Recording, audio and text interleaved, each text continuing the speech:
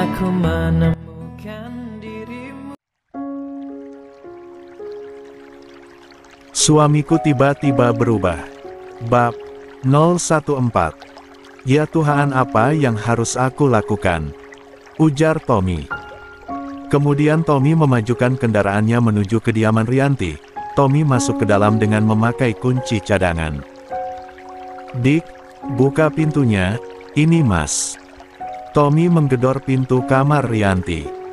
Maafkan Mas sayang, Mas hilaf. Ujar Tommy. Pergilah dari sini Mas, aku tidak butuh penjelasan dari pembohong sepertimu, pergilah. Hubungan kita sudah berakhir. Ucap Rianti. Tolong dengarkan dulu apa alasan Mas menikahi Nadia, ayo keluar kita bicara baik-baik. Bujuk Tommy. Aku tidak mau mendengarkan penjelasan menu Mas, pergi dari sini, besok aku akan ke pengadilan mengurus perceraian kita, supaya kamu puas bersama selingkuhan kamu itu. Jawab Rianti dari dalam kamarnya. Dik, tolonglah maafkan Mas, beri Mas kesempatan untuk menjelaskannya. Mas mohon. Tommy menghibah. Sementara Rianti hanya diam tidak lagi menjawab seperti tadi. Rianti sangat terpukul dengan kejadian ini. 24. Rianti menangis meratapi nasibnya tanpa dia sadari tindakan yang dia lakukan bersama Agus juga akan menghancurkan Delia. Jahat kamu Mas, kurang apa aku selama ini padamu, mengapa sampai hati kamu mengkhianati kepercayaanku? Mengapa aku dengan begitu mudahnya percaya semua omongan yang keluar dari mulut manismu? Ternyata itu semua bohong belaka. Huhu. Rianti terus menangis di kamarnya meratapi kebodohannya selama ini, jadi sapi perah suami sendiri. Sedangkan Tommy bingung harus berbuat apa, karena semua rencananya hancur berantakan. Tommy hanya duduk di ruang tamu menunggu Rianti membuka pintu kamarnya. Sementara, setelah hampir 2 jam menunggu, akhirnya Rianti membuka pintu kamarnya. Dengan sigap Tommy mengejar Rianti lalu menyambar tangan Rianti. Namun dengan kesal Rianti menepis tangan suaminya, serta memandangi suaminya dengan pandangan yang penuh dengan kebencian. Apalagi Mas, silahkan kamu pergi dari sini. Ini semua pakaianmu sudah aku masukkan ke dalam koper. Ucap Rianti. Dik Mas mohon, beri Mas satu kesempatan untuk memperbaikinya. Jawab Tommy. Kesempatan apa Mas? Kesempatan agar kamu bisa bersenang-senang dengan istrimu itu dengan uang yang kamu terima dariku setiap bulan. Iya Mas. Kamu kira aku bodoh? Mau jatuh ke lubang yang sama untuk kedua kalinya? Jangan mimpi kamu Mas.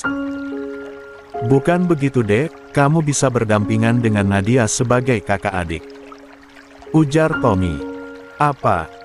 Berdampingan dengan selingkuhan kamu Mas? Enak di kamu tapi nggak enak di aku, tahu kamu Mas.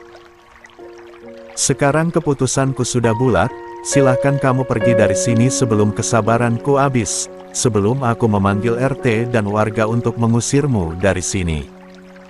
Ucap Rianti dengan nada yang sangat keras. Tommy sudah sangat kewalahan menghadapi Rianti, memang ini adalah salahnya, tapi Tommy sangat cemas karena bagaimana dia menghidupi istri dan anaknya ke depan, sementara dia sampai saat ini belum mendapatkan pekerjaan. Rianti dengan sangat marah mengambil koper Tommy kemudian membawanya keluar rumah dan meletakkan di teras. Silahkan kamu pergi dari sini Mas, aku sudah tidak mengharapkan kehadiranmu lagi. Ucap Rianti. Mau tidak mau Tommy terpaksa meninggalkan kosan Rianti. Tommy mengambil kopernya dan meletakkan di atas motor kemudian berangkat menuju rumah yang dibelinya bersama Nadia. Assalamualaikum Nadia. Waalaikumsalam Mas, apakah sudah selesai permasalahanmu dengan Mbak Rianti? Nadia bertanya. 25. Belum Dek, Rianti masih marah, susah diajak bicara. Semua barang-barang Mas diletakkan di dalam koper ini, dia mengusir Mas dari rumahnya. Kamu masih marah sama Nas Dek? Tanya Tommy pada Nadia. Sangat Mas, marah dan kecewa. Sampai anak ini lahir, silahkan kamu tidur di kamar tamu. Aku tidak sudi satu kamar dengan pria sekaligus suami penipu seperti dirimu.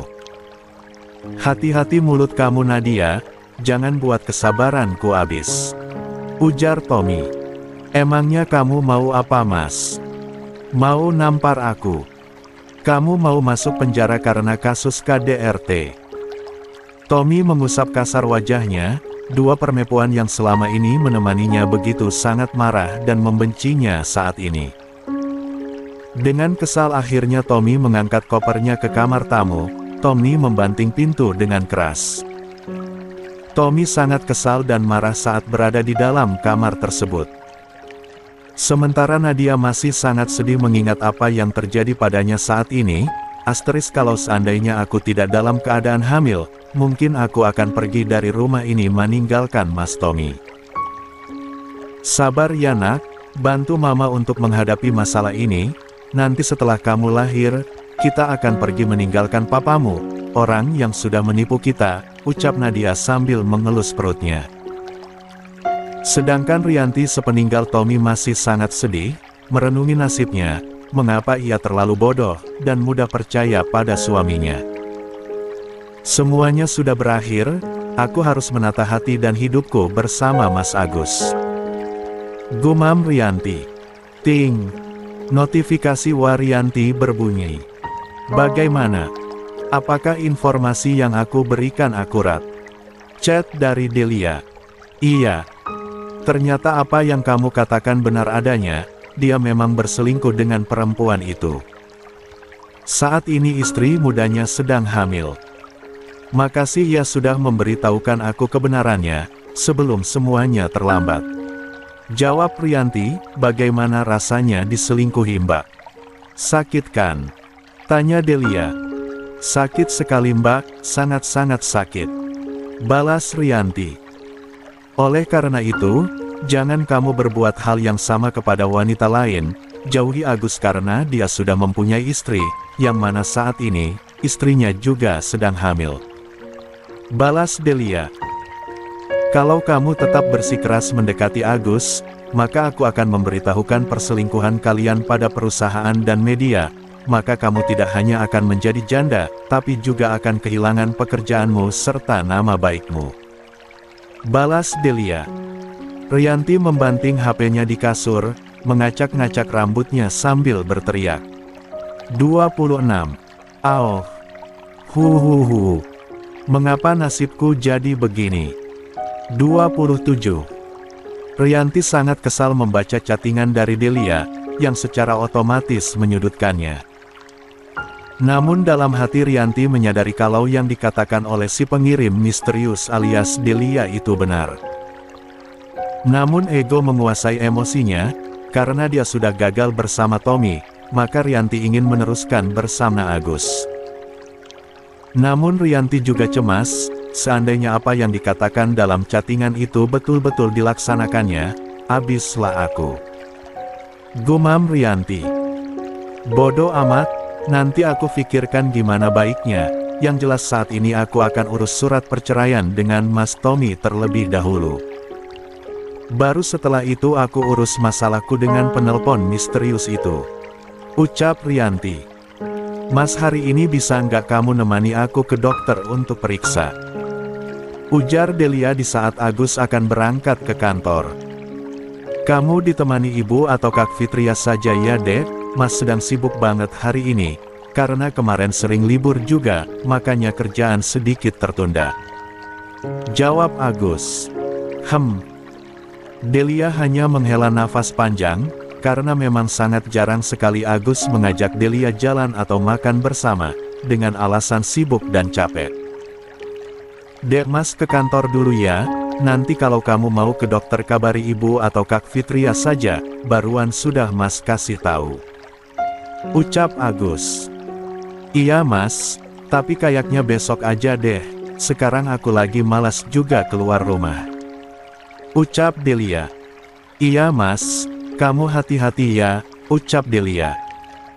Setelah kepergian Agus ke kantor, Delia kembali disibukkan dengan rutinitas hariannya, kemudian kembali ke kamar untuk santai, sambil mengambil gadgetnya.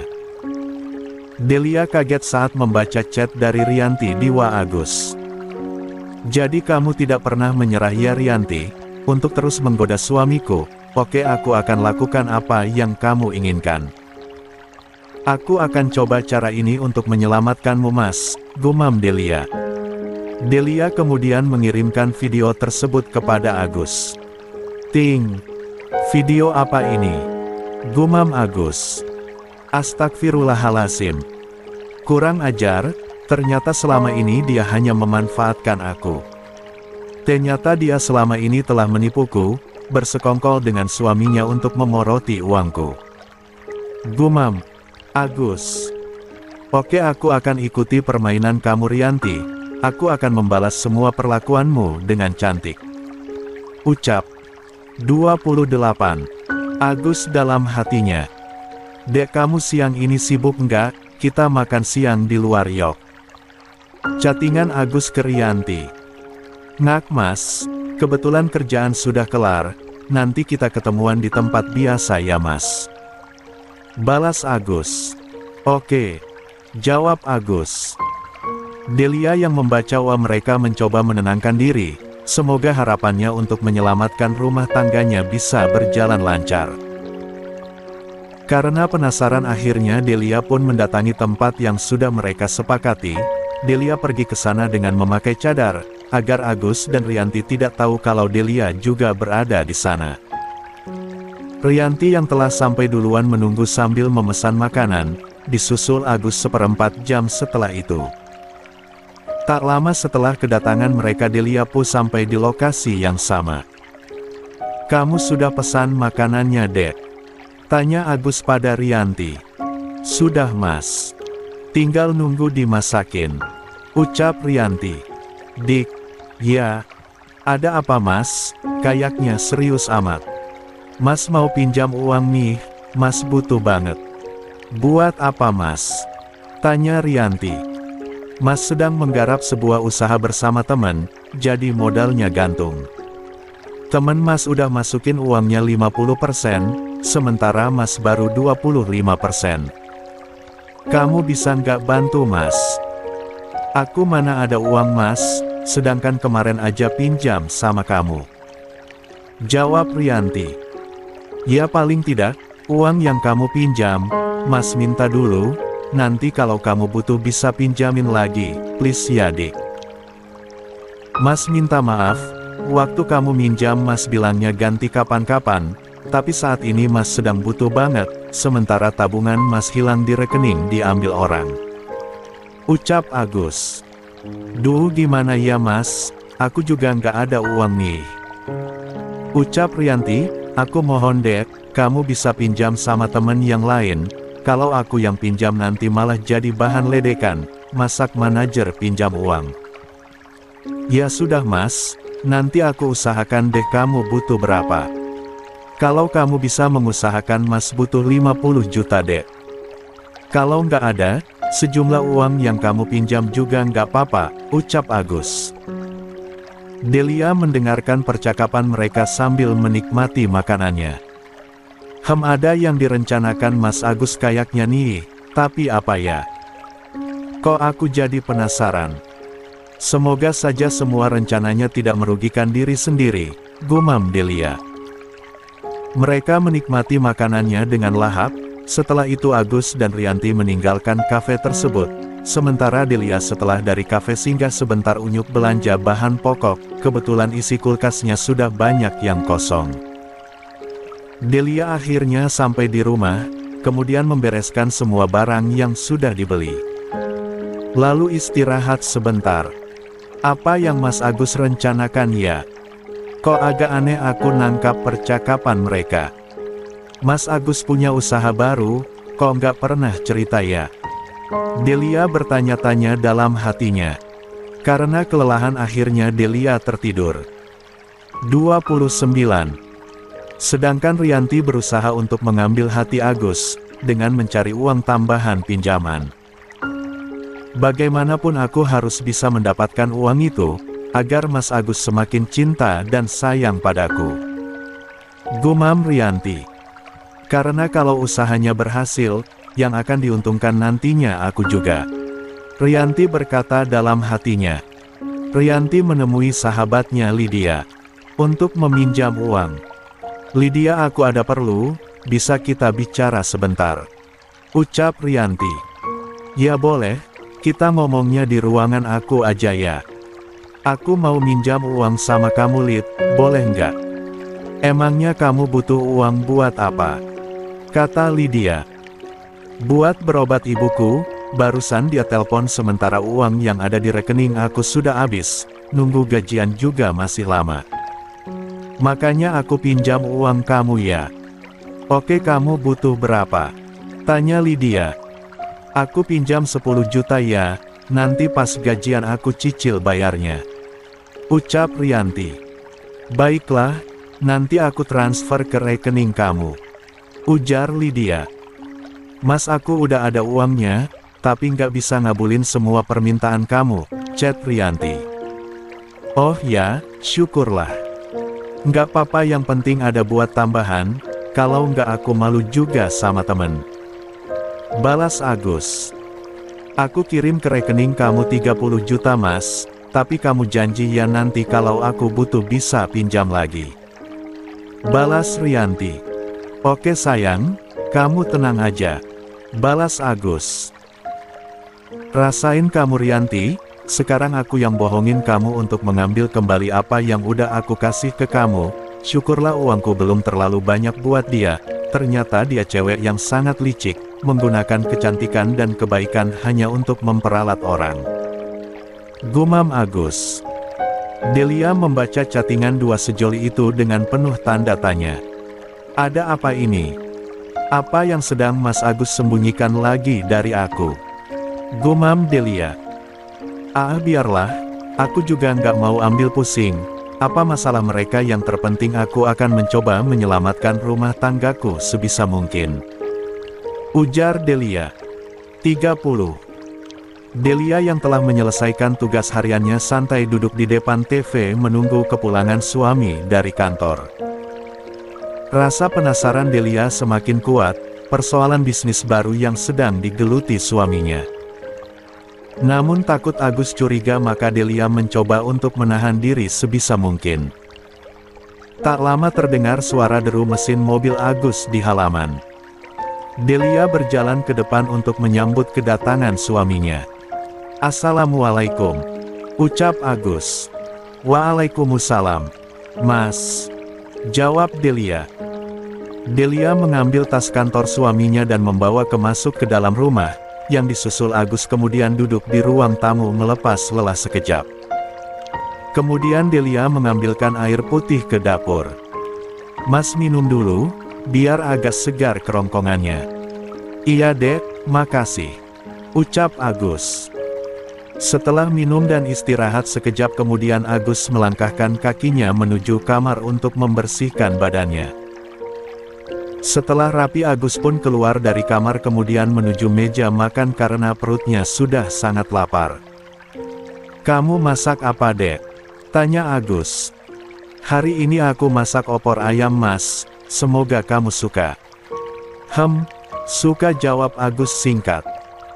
Kemudian mengambil nasi dan lauk serta menyantapnya dengan lahap, sampai nambah 2 kali saking enaknya makanan yang terhidang hari ini.